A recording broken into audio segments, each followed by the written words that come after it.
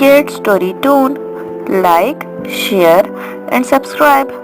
Story title: My First Story. In the cloudy, dim, and gloomy winter night, together with my cousin, who was staying at my house for the night, I decided to write a storybook, a book that we had always dreamed of, a book that would have all the fantasies we wished were true, a book that was pure magic. We were about 12 at the time. I had never had good command of writing and had struggled for years, so I was a little skeptical. But I was still very excited about writing a storybook. To begin with, we wrote the names of all genres on one sheet of paper. After going back and forth, we both agreed on fantasy fiction.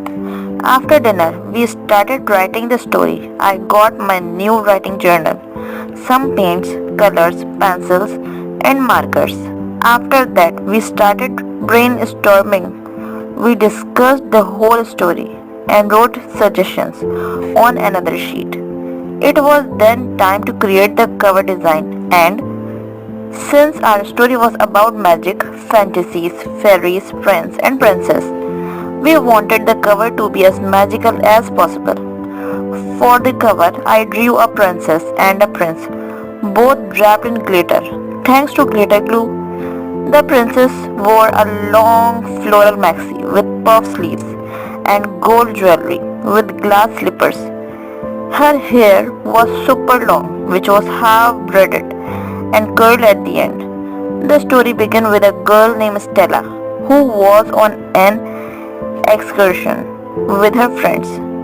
They were having a bonfire and were playing around. After that, all of the friends went to their own tents, while Stella stumbled upon a small box that she picked up and decided to take with her to her tent. Stella fell down on her way back to the tent. The box slipped out of her hand and fell, opening up, and a bright light came out of the box. Stella, being in utter surprise and wonder, took the box with her into the tent. She looked inside the box and saw a bottle and a letter in that box. She opened the letter and began to read. The letter explained what was in the bottle and how Stella would get 3 wishes fulfilled. After reading the letter, Stella was stunned and in disbelief. She thought that it was some sort of prank and did not open the bottle. She quickly kept the box aside and fell asleep. The next morning, she woke up on hearing a loud banging noise. It took her a minute to figure out where these sounds were coming from. After realizing that it was coming from inside the box, she looked inside. The bottle was still there. Stella decided to read the letter once more. It still said that she could get 3 wishes fulfilled due to the magical content in the bottle. There were actually 3 little fairies in the bottle who were there to grant Stella's wishes. When she opened the bottle, a bright beam of light came out along with some sparkles. The light was so bright that Stella found it hard to look through it.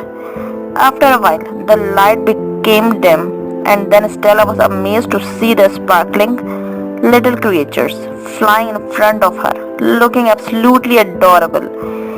Stella excitedly said, "I had always thought that fairies weren't real."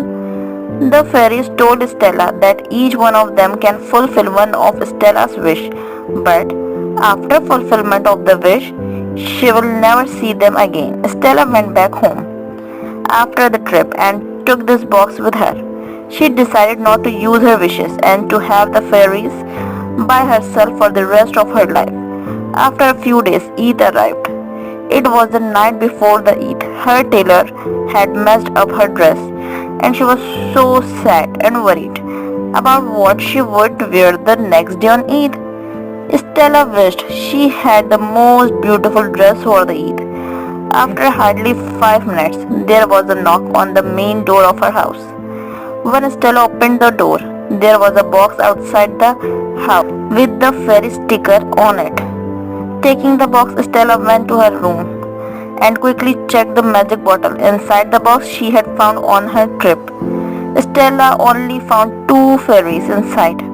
To confirm that this wish was fulfilled by the magic of the fairies, Stella made another wish, this time for a diamond ring. Within moments, there appeared a ring box on her side table with a fairy sticker on it. Sure enough, there is a diamond ring inside. Now Stella firmly believed in the letter and didn't want to waste her last wish on something small. So she wished to marry a prince. Eventually, Stella married a prince and lived happily ever after. We wrote this story on my journal and added visuals along the story on every page. We did not even notice the time, and by the time we finished the story, it was already a bright, cloudy and cold morning. We made everyone read our story and I remembered our parents were so proud. To date, I think it was one of my best work. I just want to say that you should never underestimate yourself. You can do far more than you think you are capable of. If I had never tried to write this story, I don't think I would be writing anything today.